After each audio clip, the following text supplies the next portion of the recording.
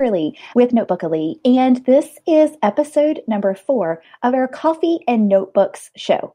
So I go live once a week, every Saturday morning at 9 a.m. Eastern Standard Time here on my Facebook page. And after I go live, I turn this into a podcast. So you may be listening here live on my Facebook page, or you may be catching my replay in your favorite podcast app. All right, so today we are going to be talking all about setting goals. So again, this is the Coffee and Notebook show. This is episode number 4, setting goals. All righty, so whenever I go live, there are a couple of things I have to do. So I'm going to go ahead and do those things right now. First, I'm going to make sure that I have shared the link so that if you are on my Facebook page watching this and you want to join in live to ask questions, there's a link that you can visit that will allow you to connect in and ask questions live. And if we don't have any questions, that's totally cool. If you're watching later on and you have questions, you can always visit my Facebook page at facebook.com/Notebookily. And that's the word notebook and then ILY, which stands for I love you. So basically, Notebookily is notebook, I love you. All right, so we're going to go ahead and get started. It's going to be a short and sweet episode today. I decided to keep it super simple, so I didn't make any fancy slides. That way I wouldn't have to worry about the tech piece, and I'm slightly under the weather, so my voice is a little rough. But I wanted to make sure that I showed up for you and shared my thoughts on setting goals. So this one is really hilarious for me because I have had a goal for the last 3 years that I have not achieved. So I am a goal slacker, and today I'm talking about setting goals. So this episode today is as much for me as a reminder of what it takes to actually achieve a goal and to give myself some accountability towards this goal that I've had for so many years. And also so that you don't fall into the same trap that I have done about having a goal which should be easy enough to achieve, but hasn't happened yet. So this is just a reminder that you can set a goal and you can start over fresh if you didn't achieve it, and it's okay. We all set goals sometimes that we just don't get to for whatever reason, and that's what we're going to be digging in today. Some of those reasons about why we set these goals and we do not achieve them, even when they are super important to us. Okay, so I have my trusty notebook. It's super cute today, and I chose this version because I have a goal related to my puppy dogs. So this is one of my planner covers that I make inside my Etsy shop. You're more than welcome to visit, but you do not have to have a fancy planner to get started with goal setting. So inside my planner is blank paper right now, super funny, with my little list of things that I wanted to cover today. So you do not have to be fancy in goal setting to make it happen and to start taking steps to get there. And so that is what we're going to tackle right now. Okay, so I'm going to look at my notes. I'm laughing because I could put them in front of me. So that way they wouldn't be like right up in the camera. There we go. So we're going to talk about number 1, why it's important to set goals. So goals to me, and this is how I feel about goals, goals are like a promise that you're making to yourself and or the people that you love. So my goal is really funny. And my mother, if she's watching this, my mom loves to watch my videos here. She's going to really laugh because my goal for 3 years has been to get a fence for my backyard. So a short story about my fence needs. I have got 2 extremely large dogs. So I have Russian wolfhounds. They're also called Borzoi, and they are very big. They come up just below hip level on me, and I'm about 5'3". So my girls are tall, and they are sight hounds, which means they love to run and chase anything that moves. So I have a huge backyard that would be perfect for a fence. And ever since I got my first Borzoi, I have said, I'm getting a fence every year. I'm getting a fence. I'm getting a fence. I'm getting a fence. This is the year I'm going to do it. And 3 years in, it still has not happened yet. So because I do not have a fence and I have these 2 great big dogs, that means that about 1 million times a day, I am outside walking my dogs in my backyard. And I love spending time with my puppers, but it's super inconvenient in days like today when it's pouring down rain. It would be wonderful to open the back door, shove some pups out the back, and let them go run around and play. Plus, because they need a little extra room to run, it would be fabulous if they had a spot in the backyard that was nice and safe and they could take off and they could just do dog things, digging holes, and like jumping and playing and tackling each other in the backyard. Like, this is something super important to me. So the goal, when I make it all the time to myself, is a promise that I'm making to my puppy dogs that they will have a safe place to run and play. So I know that in your life, there is a goal or something that you are trying to achieve that is bigger than just you and your needs, but might filter into your family, to your home, and even to your puppy dogs. So that's why setting a goal is so important. Setting a goal is a promise that you're making to yourself and or to the people or puppies that you love. So let's dig into this one, because I definitely have a need for this goal, right? This goal is what I call a hair on fire goal. It really needs to happen, but it hasn't happened. So that leads us into number 2. Why is it so hard to set a goal and stick with it? So just saying you want a fence, or just saying you want a trip or a vacation, or just saying you want to save $20,000, like just saying it and sticking with it. So why is that so hard? Okay, so this one is so embarrassing, but I'm just going to put it out there.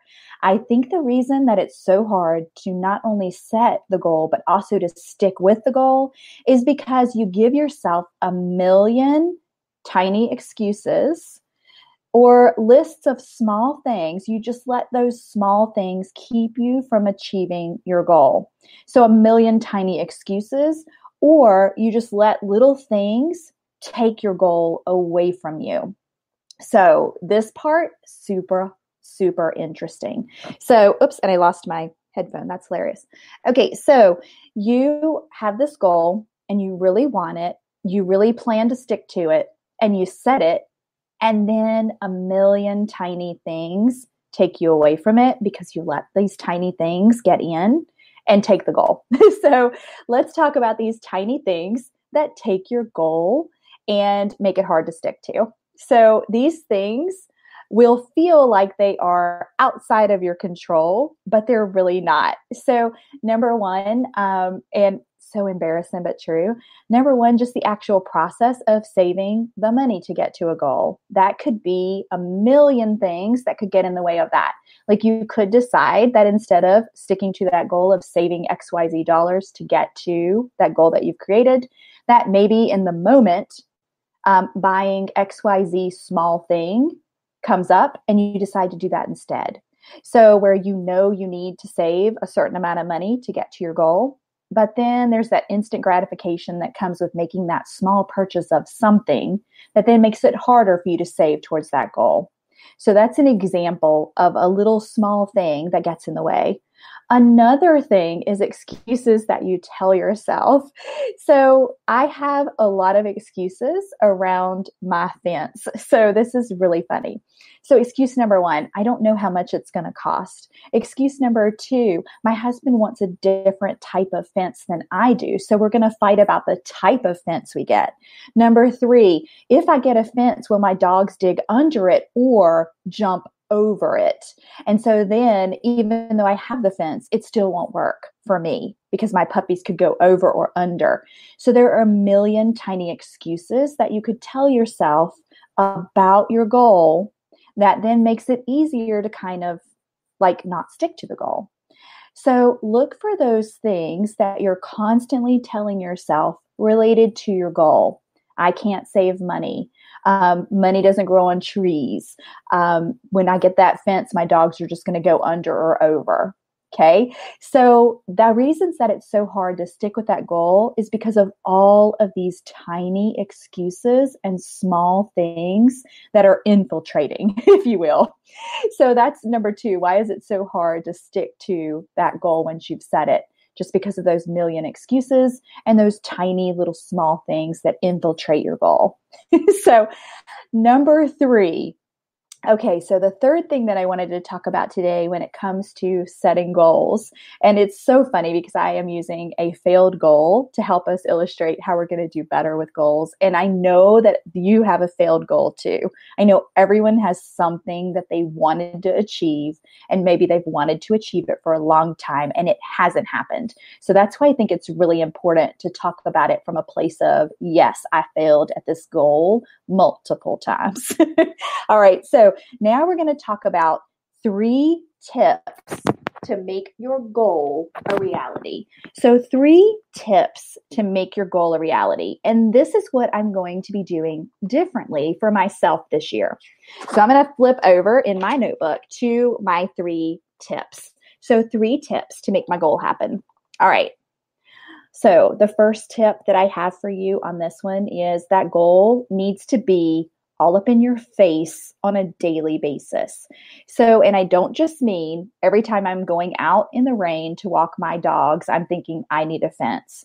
I need to physically see like the word fence in my face, like during the day.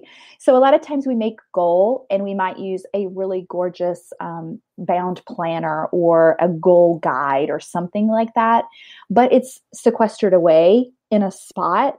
And you might not see it for 6 or 8 months. Like you write it down and then you flip your pages and you're moving on to something else. And that goal is not up in your face.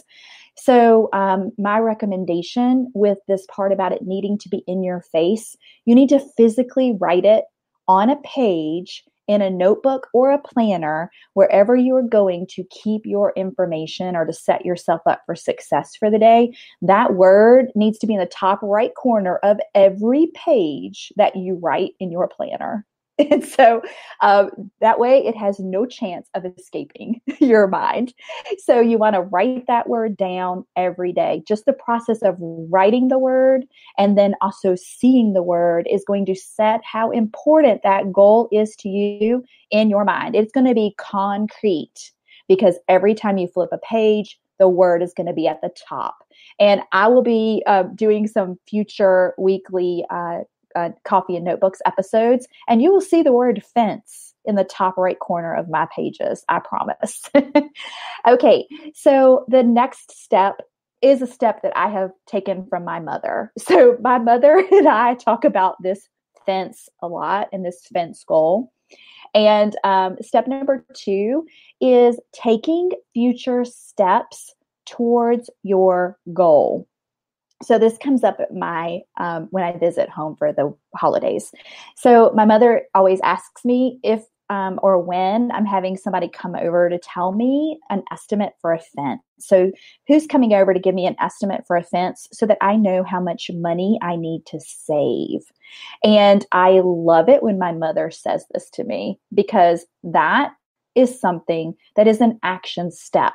So you want to have something that you can take action on to start putting your goal in place sooner rather than later. So I can call someone and have them come out to my house and I can get an estimate for a fence. And actually I can get 2. I can get an estimate for the type of fence my husband likes, and I can get an estimate for the type of fence that I like. And maybe if his type of fence is significantly less expensive, maybe that might sway me over to the kind he wants. Who knows? So taking future steps towards your goal. So basically you could do this if it's a big goal once a day. You can have a small step, or you could do it once a week or once a month and have a big step. Because to me, someone coming out to my house and actually giving me an estimate on a fence is a very big step. So I would do that once. And then that will help me with my goal because then I'll know how much I need to save. I'll know like what the best time of the year is to get the fence. I'll know like any objections or problems that could be going on with my yard that might prevent me from getting my fence. So just taking that future step towards your goal. So when you take one of those future steps towards a goal on that same page that you're writing fence in every corner, that day, if you take a step towards that goal, you're just going to write down, I took this action step towards my goal. And then finally, number 3, which I kind of pulled into number 2 somehow. I do that a lot. I have an idea of what I'm going to talk about and I write it down, and then I kind of start talking about it a little in advance. So number 3, write down the steps or the things that you're doing every day to get towards your goal. So I will add to number 3 a little bit. So not only do you want to write down the steps you're taking every day to get to your goal, but when those million tiny things or those small little things come up in your mind, so for example, if I'm thinking, okay, I've got to get a fence, right? And in my mind, I'm saying, ooh, but I want to buy this new pair of shoes. Or, ooh, but I want to get my daughter this special thing for Christmas that she might not need, but she might really want. Or, ooh, there's this great sale. If I choose not to get something that I think I want, a small thing in the moment, I could jot that down. And that could be one of those things that I did towards my goal. I did not give in to the temptation or the immediate gratification of buying the small thing or letting the million excuses get in the way, because I did this instead. So anytime you take one of those steps towards your goal, you're just going to write it down on the same pages in your planner that you're writing your goal in the top corner. So I would love to know your thoughts on setting goals. So feel free to hop into my Facebook page. That's facebook.com/Notebookily. That's notebook, ILY at the end.